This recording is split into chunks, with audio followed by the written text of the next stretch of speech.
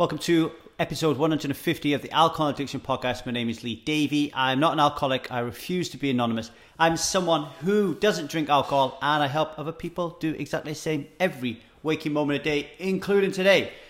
I'm hoping that the light on the video here is not too bad. I find it really difficult to get the right light in here. I'm such an amateur. The sun is beaming through. I have a great big window here next to me. This is going to be my new home until November the 24th. And I quite like it here. I got to be honest. I am sharing an Airbnb with the house owner Campbell and another lady called Moira. And when Liza first told me that we were going to be having a room in an Airbnb with other people, I got to be honest, I didn't like the idea. Fear consumed me. Fear of the unknown. That's all it is, really. It's just living with strange people. It's going to be really uncomfortable. But it hasn't turned out like that at all. Campbell is fantastic. Moira's fantastic. They're both great with Zia. They're never here as well, which helps. And it kind of makes me feel like the house is ours. And it's a beautiful house. It's a huge 3-story house. Jacuzzi in a garden. Great big sprawling garden. It's amazing. So what I'm doing while I'm here is I'm actually soaking it all in. And I'm kind of telling my mind, my subconscious, and feeling it in my gut and in my head that this is my house, you know. Visualizing abundance and not scarcity, feeling abundance, not scarcity. So, you know, I want a home like this one day. I want to be able to afford a home like this and to live in a beautiful place like this. So that is kind of like the vibe that I'm in at the moment, trying to drum that up so I can, one day it will happen. And it will happen because I made it happen in my head first before I took any action over anything, okay? So this is where I am. Like I said, I will move around in the room if the light comes in and makes me too dark or too light. And today, before I talk about what I'm going to talk about, I've got to do a few formalities here. I want to say happy birthday to Stella. Stella is one of our regular strivers. She found us, I think, through Annie Grace. I know she does a lot of stuff with Annie Grace. I know she's gone over to America to check out her live event, and she's taken her training course and stuff. And I think she found us through Annie Grace. She's a striver through and through, though. And it just goes to show that you don't have to be part of just one community. Stella is a part of 2 very vibrant communities, maybe more. And the more the merrier, because the more advice and the more different philosophies you can gather in on this alcohol issue that we're all kind of dealing with. I think that's a really good thing. It's Stella's birthday, so I want to say happy birthday, Stella. And I want to just share with you a little bit about Stella's growth. You know, Stella's married, okay? Stella's married to a guy. And what I often see in relationships is, especially when it comes around this desire to become someone who doesn't drink alcohol, it's not about the alcohol, right? So when you become someone who doesn't drink alcohol, your whole philosophy on life changes. You realize who you really are. You start leading a more authentic life. You start understanding you need to fill the white space with meaning and purpose. And you go off on your journey. But what does that mean to the person you're living with, right? Do they automatically come on the journey with you? Are they supposed to? Do they not love you if they don't? I mean, what if they still drink, for example? Yeah. What Stella's done, I think, is amazing. Stella's just said, look, I'm in a relationship. I love you, man, you know. But I'm not tied down to just this relationship. I have my own life, the old things that I want to do as well. And she's been jetting around the world. She's been having holidays with a partner, but she's also been doing a lot of things on her own. And she's been meeting new people, like-minded people who don't drink alcohol, on her own. She's flying to America on her own. I mean, what she's doing, turning her life around, is amazing. So well done, Stella, and happy birthday. I want to say a big well done to Glynis as well. Glynis is currently in Group 8 of the Truth About Alcohol Life-Changing Experience. She is plowing a lonely furrow on there now, because there was 3 people on that experience. One of them dropped out straight away and said they didn't have time to do it. The other one recently has just left because, you know, what happens when you come on the Truth About Alcohol Life-Changing Experience is you really believe that you want to be someone who doesn't drink alcohol. But in the first 2 to 3 weeks, we really show you 2 things. One, how much you love drinking alcohol. okay? How much you love it. And if you continue taking a life-changing experience and being a striver, how much you'll miss it, right? And 2, how much work you have to do in order for you to become someone who doesn't drink alcohol. And, you know, couple those things together, it's really difficult for people to keep on top of all that, keep on top of the work, keep the right frame of mind. You know, we ask people to take vows, so sticking with your vows, etc., etc. And one of the things that we're about at the Truth About Alcohol and Strive, which it sets us apart, I think, from other communities like this, is people don't like the word tough love, right? They don't like the word tough love, but I'm going to use it, okay? There's a lot of love and a lot of empathy and a lot of support at Strive, okay? There's loads of it. But there is also this feeling, this culture, I guess. Culture is the right word. And I've cultivated this culture, right? Through myself and the moderators, and we attract these type of people, not all these type of people, but most of them, is we really need to do the work. And we really need to hold each other accountable. Think about work. Let's say you're in work, right? You're in the 9 to 5 doing whatever job you're doing. Let's say you're an electrician, but you keep doing this thing wrong all the time, okay? Every time you go to do this job, you keep doing it wrong all the time. Now, I don't know about you, but I would want my peers to tell me what I'm doing wrong and then to show me the way to do it right in a very respectful and empathic way, okay? That is what we try to do at Strive. That is what we try to do at the Truth About Alcohol. And we don't wait for someone to make too many mistakes. As soon as we see that someone isn't doing the work needed, as soon as we see that someone is taking a foot off the gas a little bit, as soon as we see that someone is letting the value of alcohol creep in, we pounce on it straight away. And not everybody is up for that. And that's fine. You know, that's fine. There are so many resources out there. So many resources that if this one isn't for you, then that is great. So Glynis is ploughing a lonely furrow on her own at the moment, but she's doing so well. She's gone 20 days without having a drink, which I think is a world record for Glynis. So well done, Glynis. Your work is fantastic. You're going really deep. You're really sharing. I really love it. 20 days is amazing. Last but not least, Clint. Clint, you may have heard me mention on the podcast a while ago that if someone goes on to Strive and checks in for 30 days straight, I will give them a reward. And Clint is a postman from America, came on to Strive 30 days ago and started checking in, and he's gone 30 days consecutively checking in. Now, this is amazing, all right? We've got the Alcohol Addiction Podcast. We've got the Life-Changing Experience. We've got Radical Honesty. We've got all these different tools, okay? But the most powerful one, and I've always said this, and I write about this a lot, is checking in, because that is such a powerful muscle. That is such a strong habit, okay? And Clint has checked in for 30 consecutive days, all right? So as a reward, Clint, I'm going to give you a free seat in the Life-Changing Experience. Group 9 begins on Sunday. Clint, I want you to join that group free of charge. We have 2 places left. If you want to join Clint, Kathy, and Adrian, then send me an email at thetruthaboutalcohol@gmail.com and we'll get you on that group. 2 spaces left. 2-month experience that will change your life, okay? Now, last but not least, I had a wonderful email and I want to share with you today. Where are we? This was from William.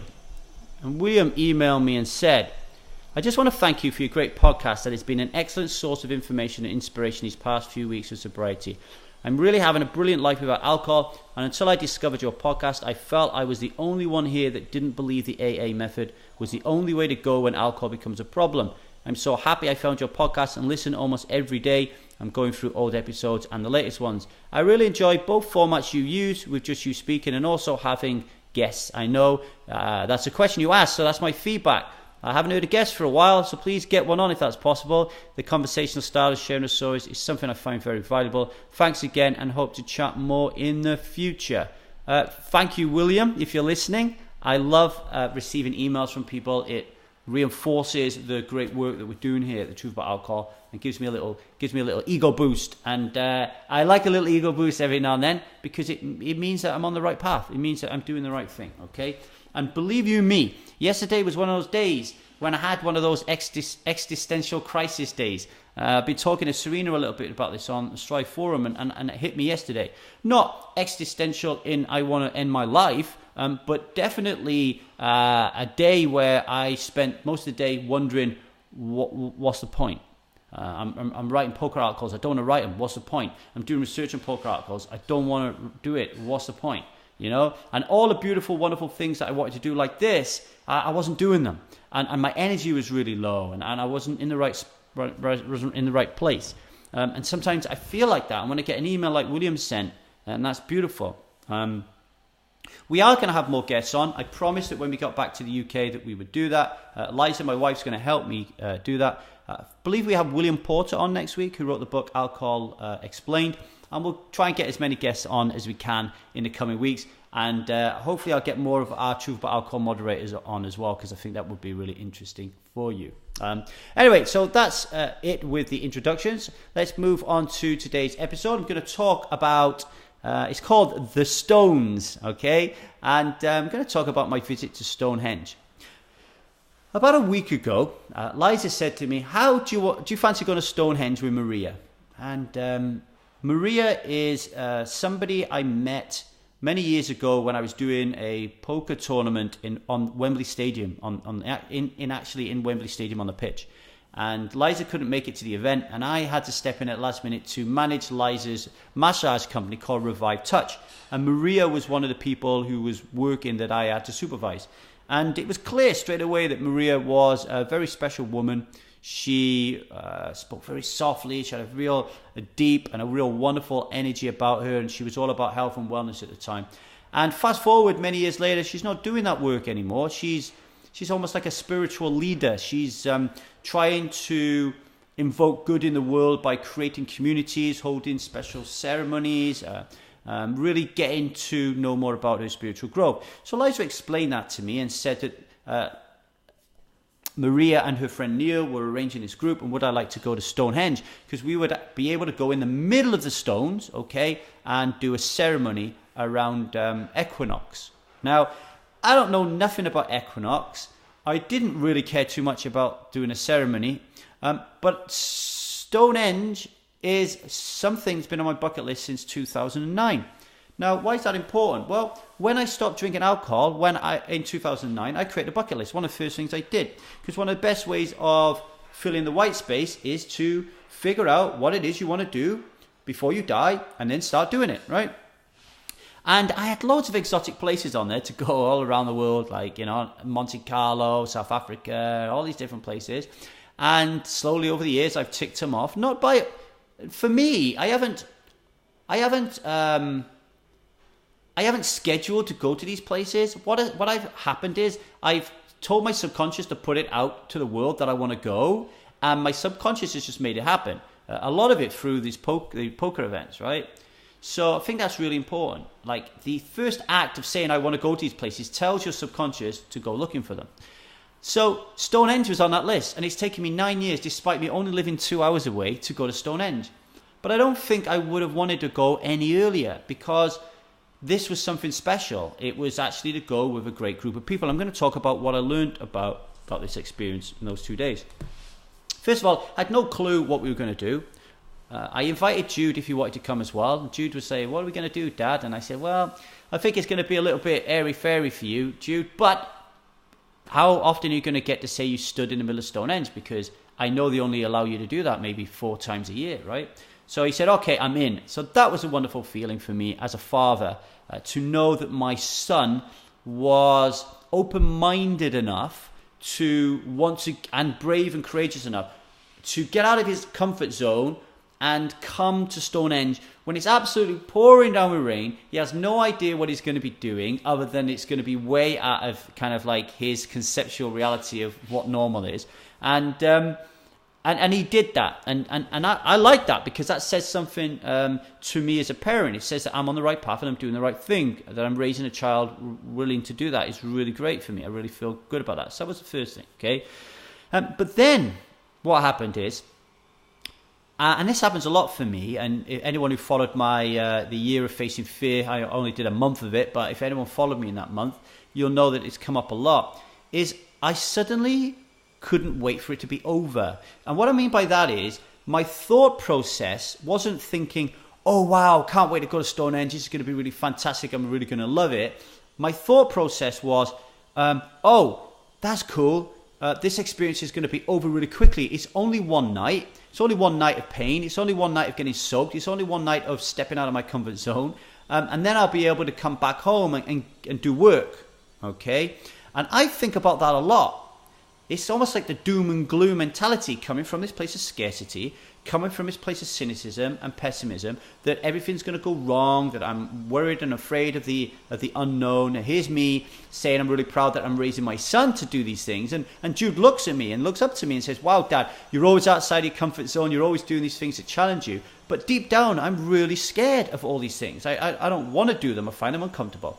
I found them horrible, and I'm really comfortable, actually, just sitting here for 12 hours a day talking to you a lot, right? Now, this is really important, and the reason I'm raising this is people who are taking the life-changing experience, they sometimes worry that who am I going to be at the end of it, or what am I going to be like when I finish drinking alcohol? Am I going to like who I am?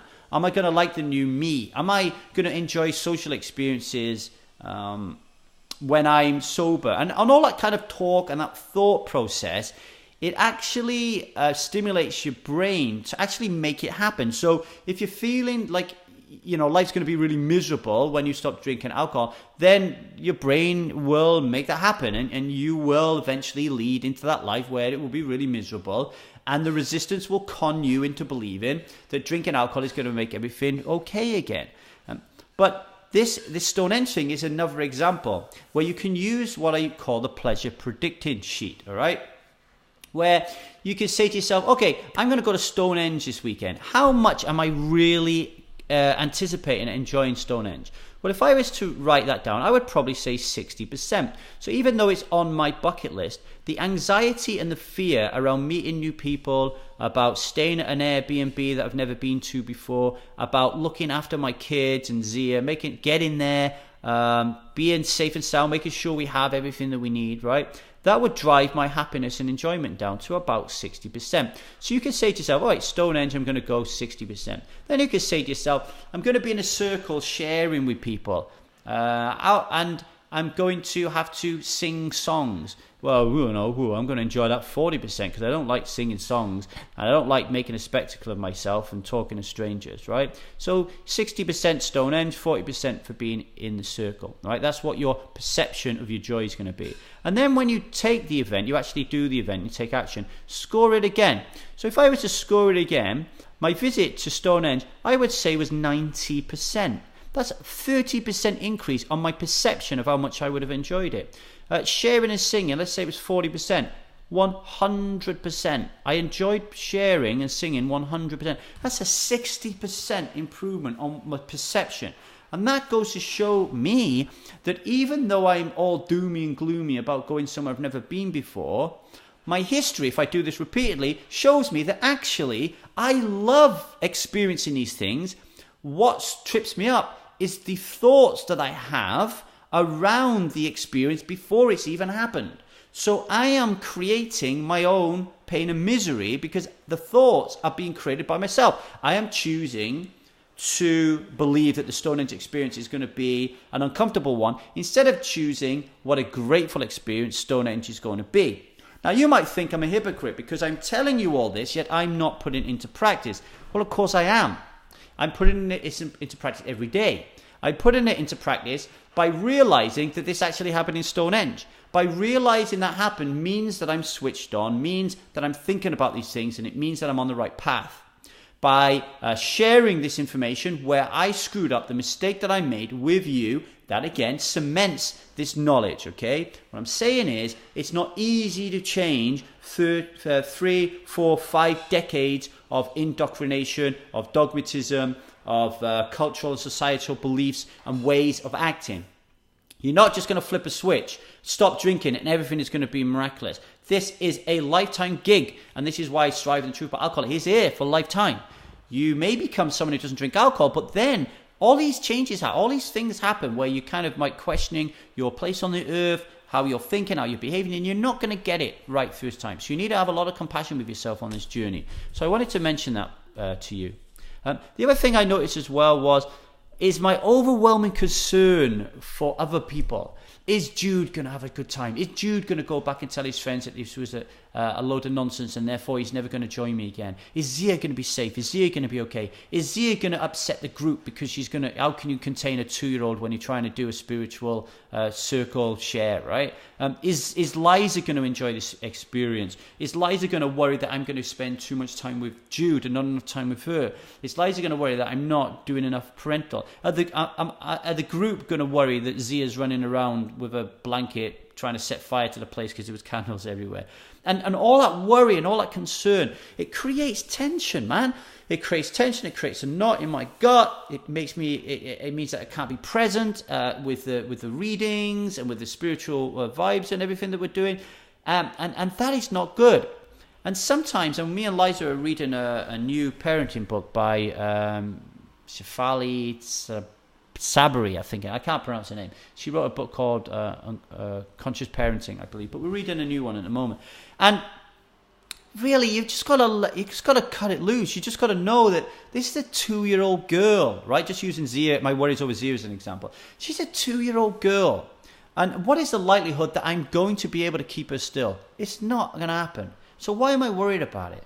Just speak to the group before and say, look, folks, I got a 2-year-old girl and she is just going to kick it loose. Her energy is going to be vibrant. It's going to be beautiful. She was hugging everybody. She's laughing. She's giggling. She's singing. Okay, she's picking up the instruments and banging them, right? Let's embrace that, because this is what it's all about. This is all about talking about energy, positive energy. You cannot get any more positive energy of a 2-year-old. And with Jude, he's a teenager. Will he love it? Will he not love it? Well, maybe. The chances are he'll like some of it and he won't like other parts of it. That's okay. That is going to happen. It is going to happen. Are the group going to feel a little bit funny that there's this kid running around? Yeah, they will. But then they will warm up to Zia's vibe and her beautifulness and her energy, okay? So all that worrying about stuff really does create a tension and stress. And if you bring that back to alcohol, it's like, oh, are my friends going to like me if I stop drinking alcohol? Am I going to be able to do this and take this 2-month vow that Lee wants me to take on a life-changing experience? Is this the right thing to do? Blah, blah, blah, blah, blah. And a lot of people say on Stride, I just get fed up of thinking about alcohol all the time. Well, you don't have to. You know, you're in control of your thoughts, right? So you do a lot of journaling and write about this a lot of the time. And going back to what I said at the beginning, start to envisage what you want your life to look like when you're someone who doesn't drink alcohol. What does your life look like? What do your friends look like? What does your home look like? What does your job look like? How do you feel? What do you look like when you look in the mirror? Yeah? What social experience are you having? And really big it up. And then don't wait until you become someone who doesn't drink alcohol to experience that. Start living it right now. Get a vision board. Start meditating over it every day. Really make it happen. Connect, as Joe Dispenza says, connect the mind to the body and feel what it's like to be someone who doesn't drink alcohol. And then a lot of these tensions and stresses will go away.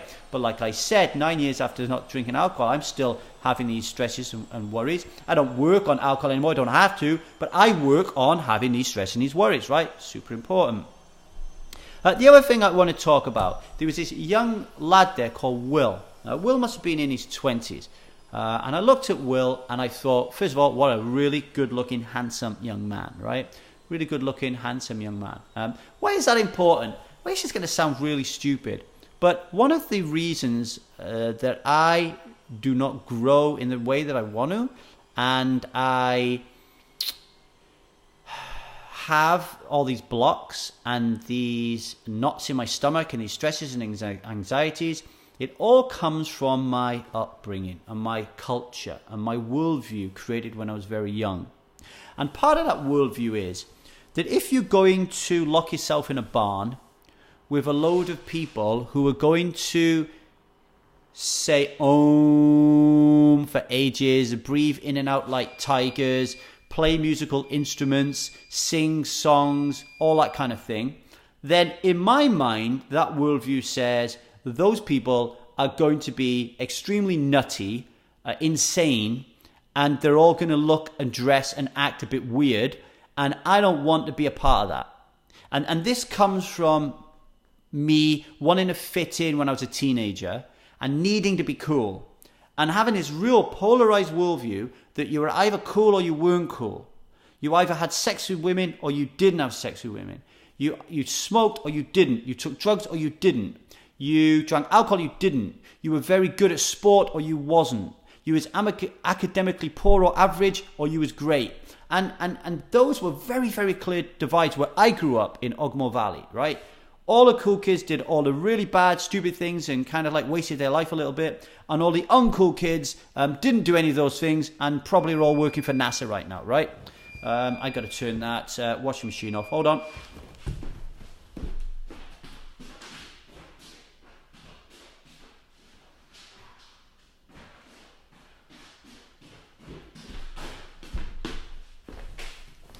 I'm back. You don't want that blowing in our ears every 2 minutes. So yeah, I developed that when I was very young. So I still have those thoughts now that I'm 43. I still have these polarized views over what's cool or what isn't, and I'm challenging them all the time. I'm trying to change them. I'm refusing to wear like clothes with like labels on them. I'm refusing to spend money on material things or do my hair and all that kind of stuff. All, I guess, in a subconscious way of trying to turn myself into my caricature or my stereotype of what I believe someone who doesn't give a shit about the world is, or someone who I believe is smart and intelligent and doesn't really care about all this materialist nonsense that the cool kids cared about, right? So I'm trying. And when I look at Will, I see this guy, and he's a really good-looking guy.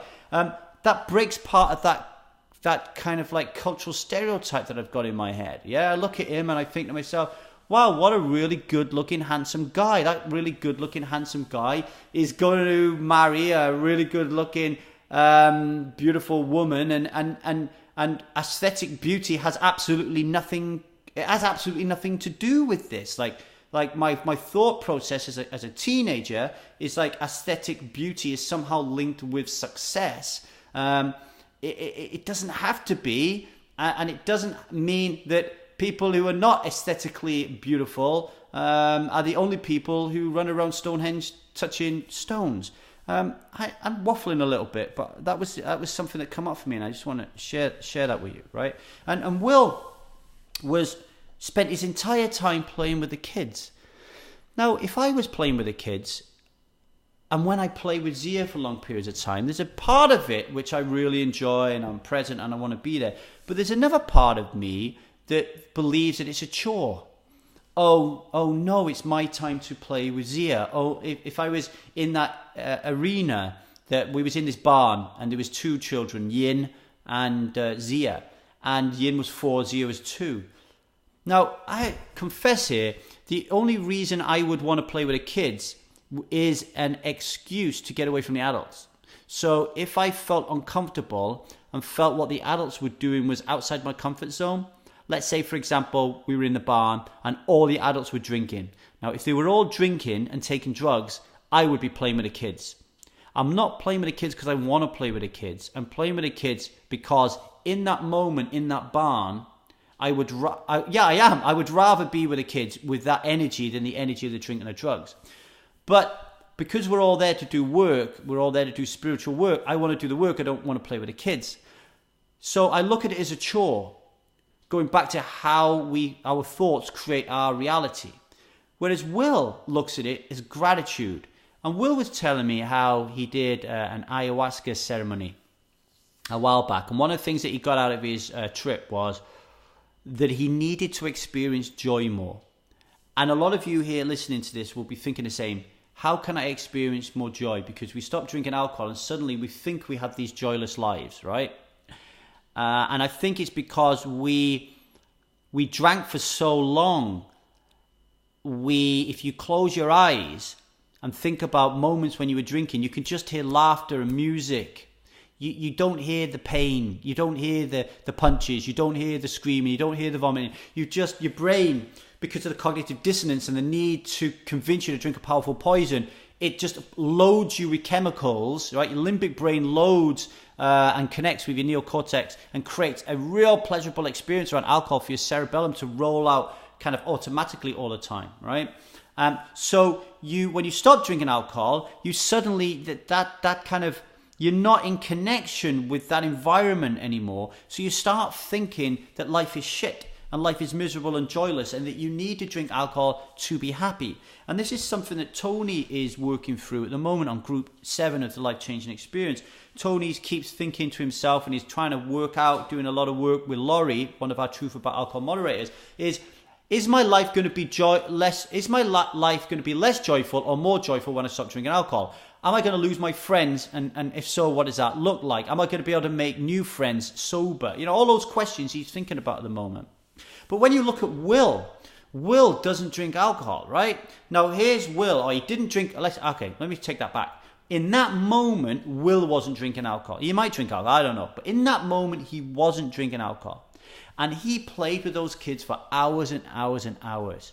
Not because it was a chore, but because he wanted to. Because Will said to me that he needed to find joy again. And the best place to find joy or the most joy he's ever experienced was as a child.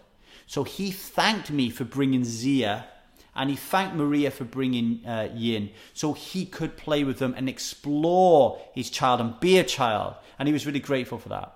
Now, see how this links together? Here's me worried that my daughter is going to cause a scene, so I'm creating tension and anxiety because I'm worried that she's going to cause a scene. And here is Will, and he's absolutely loving life. And it's very similar where you can have all this stress and anxiety and think to yourself, oh, these people who are drinking at the wedding, they're not going to want me at the table because I'm sober, right? And sometimes that's true. You're holding up a mirror to people. They don't want to see it. But other times you'll find someone and they'll say, wow, I'm so glad there's someone here who's not drinking because I didn't want to fucking drink either, all right? I really believe that thinking about something in a positive sense instead of a negative sense, from a place of abundance instead of lack, from a place of gratitude instead of worrying, concern, and anxiety, is the way forward to go. Is it easy? No. Do I know how to do it all the time? No. What's the key? Well, I actually think that the key is probably meditation, reading, time away from our phones and our laptops, and doing more spiritual work and joining communities of people who don't behave in the way you behave. Because then you'll start to pick up the vibe in other people. So I really wanted to share that because I really think it was important. Then when we sat down to talk within the group, the guy who was leading it was a guy called Neil. And one of the first things that Neil said was, I've been traveling around to different galaxies around this beautiful universe of ours. And I've met God, and God has told me that he told me that I'm a shepherd and that I've got to kind of like do some good in the world, but I'm not quite sure how to do it yet, and I'm really frightened that I'm not doing it right, but here I am bringing you together as a way of kind of like imparting the knowledge and the understanding that I've gained from my travels in the other universes, blah, blah, blah, right?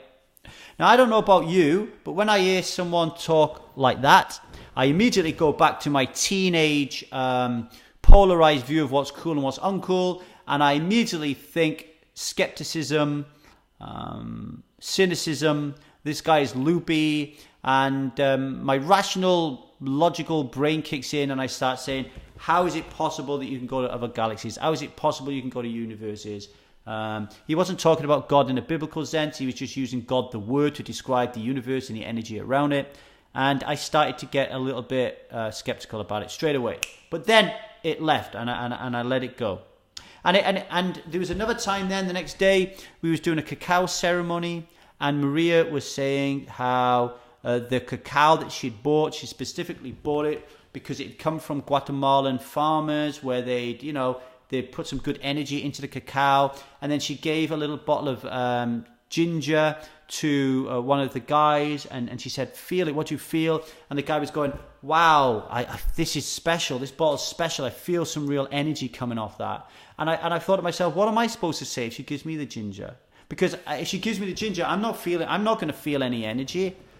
Do I feel confident enough to say, actually, Maria, I don't feel anything, and I actually didn't want her to give me the ginger because I didn't want to tell her I didn't feel anything, because my ego, I didn't want to feel like I was offending her. I didn't want to feel like I was stupid in some way. I was spiritualless. I was devoiding the wisdom to feel the energy in these things. But I'm sharing this because it all comes back to our culture and our worldview and our ideologies and our beliefs that were created when we were children.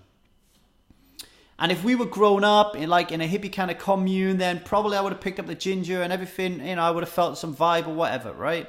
But I wasn't. I was brought up in a council estate in Stockport with no money, working class parents who believed the whole world was against them, right? Rational, logical, work hard, pay the bills, and the old stereotypical thing of like getting a wife, getting a house, a mortgage you can never afford, blah, blah, blah, right? It's very difficult to break down those stereotypes. Very, very difficult. But you need to think about this, that in that moment when Neil was talking and Maria, who was also facilitating with him, was talking about energy, was talking about their experiences, was talking about their spiritual journeys, what they believe, how they believe the world's formed, the experiences they've had, the supernatural experiences that they've had. It's really important to have an open mind, okay? Why? Because it will give us empathy. Because we're going to go out in the world and we're going to say, we don't drink alcohol. We are not alcoholics. We refuse to be anonymous. And we believe that alcoholism is not the byproduct of drinking alcohol, but it is an invisible, violent, and dominant belief system. And for some people, those words and that philosophy is no more wacky than turning around and saying, I have traveled around the galaxies and God has told me I've got to make a difference in this world. Okay? So that is really super important. By having an open mind with other people when they think differently, then we can have empathy with the people who are going to think differently about us. And this one thing that struck me like a fucking hammer over the top of the head when Neil was talking about his travels around different galaxies was the utmost confidence and assurity that he was describing his experiences. Utmost confidence and courage, and it was normal to him because he had experienced them. He no doubt had experienced these things. And the confidence to which he had experienced them helped me open my mind. Helped me change the way that I was interacting with him. And I came away thinking he was a beautiful, lovely man that I want to keep in touch with and do more work with him and speak at his events and learn more about these experiences that he's had. Maybe I can have them too. Maybe they do exist. Open mind. Now, if you go into a pub and you're worried about telling your friends that you don't drink alcohol anymore, or you're worried about telling your wife that you don't drink alcohol anymore, or you're worried about telling your work colleagues, or you're worried about telling your parents, then the first thing I want to say is that is natural. The second thing I want to say is ask where that's coming from. Because for me, the first word that comes up is shame. It's coming from a place of shame. I feel ashamed that I am someone who doesn't drink alcohol. Now, if you feel ashamed that you're someone who doesn't drink alcohol, then what's that telling your subconscious? It's telling your subconscious, isn't it, that you feel great shame on this journey that you're on, and if you actually achieve your goal, you're going to be flooded with more shame. Well, ladies and gentlemen, although your body and your mind need some shame to exist, they certainly don't need that much shame. So your subconscious will say, hey, resistance, come here a minute. This journey that we're on about being someone who doesn't drink alcohol, apparently at the end of it, we're going to be fucked up on shame. And the resistance is like, well, yeah, I've been telling you that. You don't want to do it. Drink alcohol. Be like everybody else. Don't be ashamed. Everybody will be completely ashamed of you and judging you. Think about what you're doing, folks. If you are picturing a future life of someone who doesn't drink alcohol as a miserable, shameful, guilt-filled experience, then that is what it will become. Now, I used to be someone who would say to people, look, you have to do it when time feels right about explaining to people, okay? And Melanie Joy once said to me in a podcast that we had here, or a conversation offline, people need to feel in a safe space. And what that means is when they're talking to someone and explaining to them that they are going to be someone who doesn't drink alcohol, it's important that they feel safe with that person. And I want to echo those sentiments. I think Melanie's correct and spot on. You do need to feel safe with someone. But please do not let the lack of safety be inertia when it comes to explaining to people that you are someone who doesn't drink alcohol. Because if you can explain to someone that you don't drink alcohol anymore in a real vibrant, positive way because you fucking hate it, you don't like it, and you can't wait to become someone who doesn't drink the stuff, then they are more likely to open their mind and start asking you some questions and start treating you with respect and start being on your side than they are if you're a bit like, well, I'm not really sure if I want to drink. I'm going to try not to drink for a month and see how it goes. If you do that, that allows the other person to walk all over you. They are more likely to ridicule you. They are more likely to make jokes at your expense. They are more likely to convince you to try to drink alcohol. They are more likely to have a closed mind. And that's what I learned from Neil. Have an utmost confidence and assurity in your decision to be someone who doesn't drink alcohol. If you don't have that right now and you're a striver, or you're taking a life-changing experience, or you're just someone who listens, you're part of the community that's not interacting in the community, then talk to moderators, talk to myself, ask the question, how can I nail this? Because this is a really important one, folks.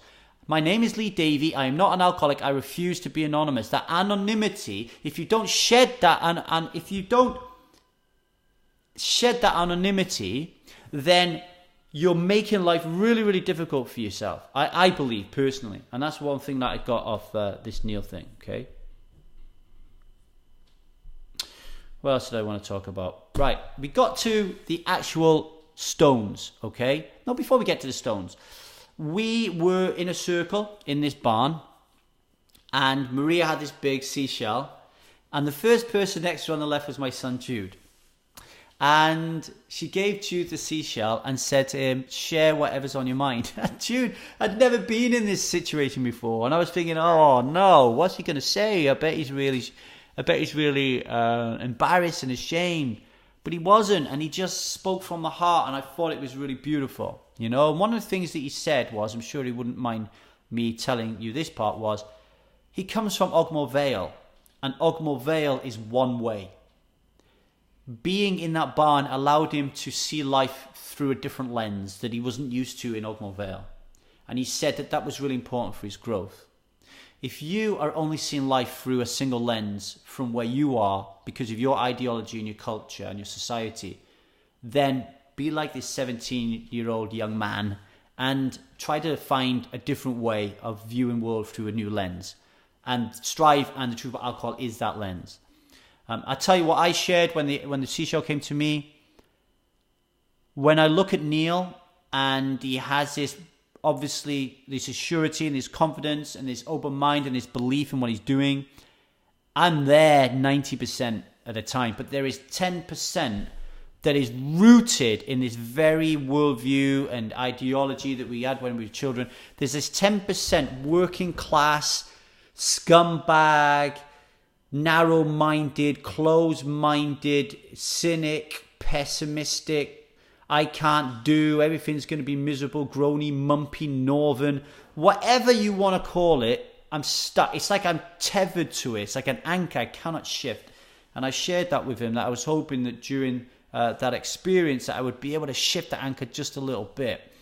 I don't want people to say, oh, Lee, you're too hard on yourself, you do fantastic work, etc., etc. I know I do fantastic work. I know I'm creating a movement of millions of people. I know I'm doing fantastic service. I know I'm very open. I know I'm very joyful. I know I'm very happy. I know I'm capable of sharing my innermost secrets with everybody. But there's 10% of me which is still a fucker. And I can't figure out whether I need to dissolve that 10% and be 100% free, or I need to learn to accept and love that 10% as part of who I am and allow the 90% to rule most of my life. But every time now and then when the 10% turns out, I'm like, hey, dude, nice to see you, and be kind to it. And I think it's the latter, just talking to you about it right now. Next day we wake up, we're going to go to the Stones. Absolutely wonderful experience. And before we get to the car park, because basically we all drove to the visitor centre of Stonehenge, and normally you have to pay £40 to go to Stonehenge, and you stuck at a perimeter, and all you're looking at is the Stonehenge, which is a beautiful experience in itself. But you're not allowed to go and touch the stones normally. But because it was Equinox, this was different. And we all had a group hug, and Neil then, he gave a little leadership speech about really kind of freeing your mind, really giving yourself over to this great experience and lore of the Stones, and he said that he'd been there before and he'd seen people walking around, like ghost-like, etc., etc., and spirits, and He said you can really go deep and all this kind of thing. And it was a lovely vibe that he was creating within the group to set us off to go on the bus to drive to the short distance of the Stones.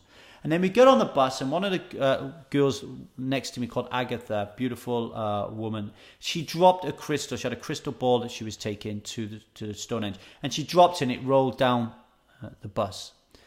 And as she went to get it, this guy next to her who'd been drinking alcohol turned around and said, well, in my day, we didn't have crystals. We used to piss in bottles and throw them on buses. And immediately the vibe of the bus changed. Like, this guy's energy was clearly battling with the energy that we had just formed to get on the bus. And from the short bus ride to the Stones, he didn't stop mouthing off saying, oh, look at all these tourists here coming to see. And he was just a real drunk hippie. His face looked twisted and bitter, like alcohol does to people. He looked like a very angry, horrible man.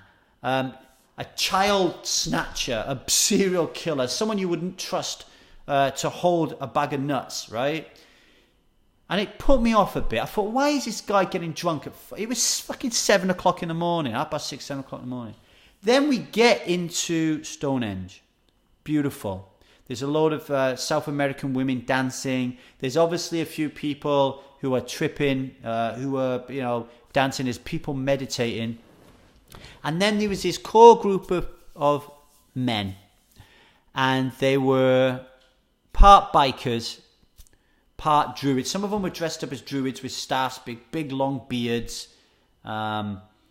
They all looked twisted, angry, scary, serial killer type, child snatchers.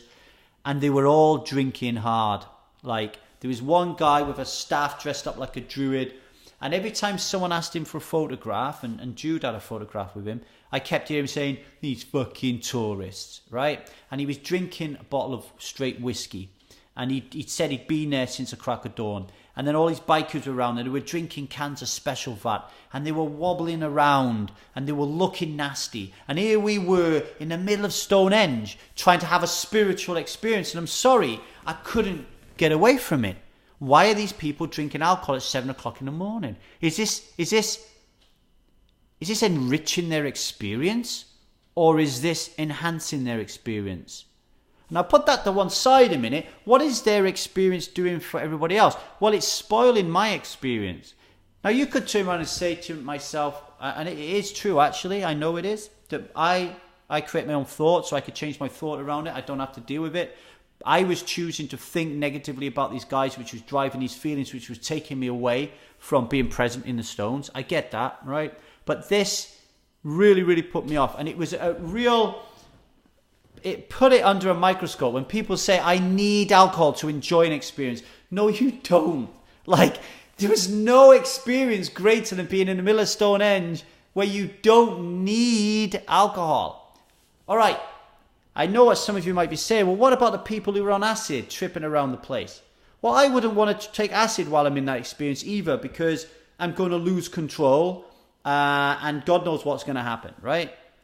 But at least the people who were taking acid in that moment, and I'm not a fan of it, I'm telling you I don't agree with it, in terms of this instance, I could tell by the way they were behaving that they were experiencing something very differently to what I've ever experienced when I've been drinking alcohol. For me, when you drink alcohol, there's this really stupid, giddy little phase, and then it quickly turns into a fucking nothingness where you just lose the plot. And for me, there's an aggression side of it. And I've seen that with these guys. And there was no way that alcohol was providing any benefit to them at all. The only way to experience something like that is to be free of alcohol and drugs, in my opinion. Right? That's when you can truly experience it, and you can truly experience that vibe. And I could see that Jude was looking at these guys drinking, and I was pulling up to him and telling him about it. And I don't want to explain those things to my daughter. Why is that guy falling over? Why is that? I don't want to. I am going to have to. Same with smoking. I'm going to have to. There's no getting away with it. But it really fucking pisses me off, But it was beautiful outside of that. I really enjoyed the whole thing. And we came back afterwards and we had a closing ceremony where we shared. And I just want to say this. I want to share this bit for you. Will, this young lad, he was sharing, and he said that he looked at me and Jude, and he said, I'm bowled over by the depth of communication and the depth of connection and the energy that this man Lee has with his son Jude. It blows me away. I wish I had that with my father. That's the way I want to parent my child. I think it's so beautiful. I'm so glad I'm around it.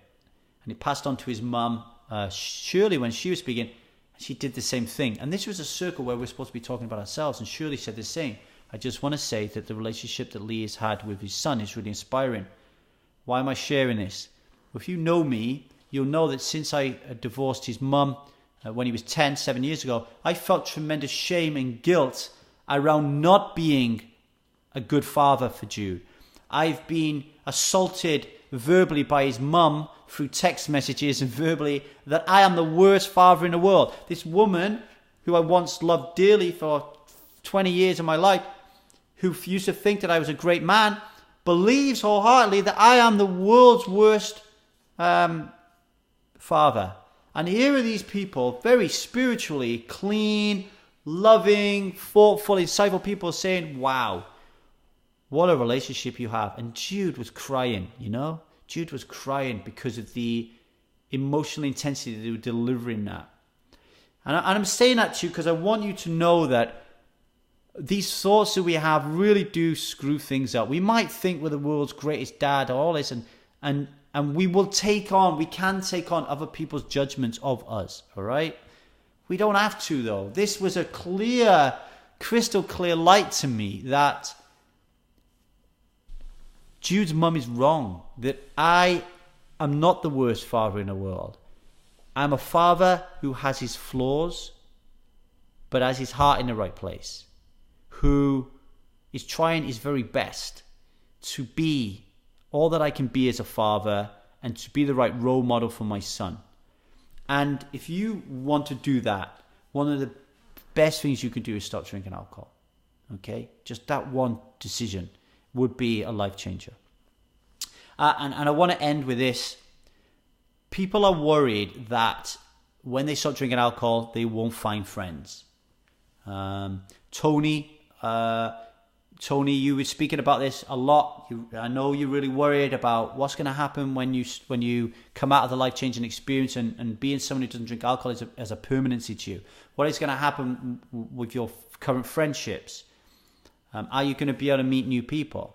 Serena, we've spoke on Strive about something similar, about loneliness and about getting inside yourself and in your own shell and not wanting to break free and meet like-minded people and to find that energy. I was with these people, all right? 5, 6, 7 people maybe. I was with these people for one night, probably some total of maybe 6 or 7 hours. And I honestly felt like I could share anything with them. I honestly felt that I loved them. I honestly felt that I wanted to spend a lot of time with them. And I'm going to spend a lot of time with definitely 4 of them. I'm going to connect with again. I'm going to go to London to see them. Because this is the key. To be in and around these people is what is going to drive my joy. And what is going to change some of the ways that I behave that I'm not quite happy with. And it showed me how easy it is to make friends as someone who doesn't drink alcohol. It's not difficult. It's easy. It's just you've got to be willing to take the action, right?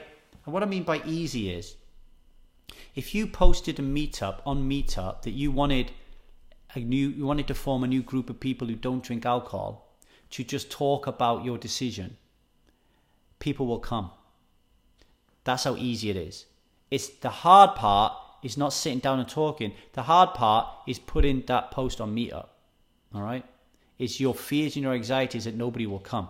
That is the issue. Now, think about it. If you do post it on Meetup and nobody comes, who gives a shit? Nobody's come. It doesn't mean anything. You might judge yourself and say, oh, wow, I'm really shit. Like me and Liza organised a birthday party. Well, Liza organised a birthday party and not a lot of people turned up for Zia. All my family bailed out. Nobody turned up apart from Jude, right? And there was a part of me that was thinking, I'm a pretty I've let her down here because there's not many people here. And I'm sure Liza felt the same for a little bit. And then you quickly discard it. You go, no. We did the best we could in this moment. We did what we could do. When I do a truth about alcohol life-changing experience and I want 200 people to come and I get 3. Yeah, I beat myself up a little bit. And I say to myself, Lee, you can do better. But I don't let it ruin my life. I then say to myself, okay, how am I going to get 200 people? How can I learn from what I did? What didn't I do as well as I could do? But take the action, folks. If you want to be someone who doesn't drink alcohol permanently, that's what you want to be. That's where your status is going to be. You're going to have friends. You're going to have to live a joyful life. And the only way that you could do that is twofold. One, you envisage what that life's going to look like. So you could tell your subconscious to make it happen. And 2, you could take action. All right? You could take action. If you ever get the chance to go to Stonehenge, go. The Equinox, for me, was a great time to go. There wasn't a lot of people there. I believe on solstice, you're talking 13,000 people. Trying to get through 13,000 people, a nightmare. Solstice, around this time of year, if you want to go to Stonehenge, the weather's not going to be great, but it doesn't matter. It pissed down. We got soaked. We had a whale of a time. Check it out. It's really good fun. This is Lee Davy. I'm not an alcoholic. I refuse to be anonymous. And I am someone who doesn't drink alcohol. And I help people do the same every waking moment of my life. Have a great day. Take care, folks.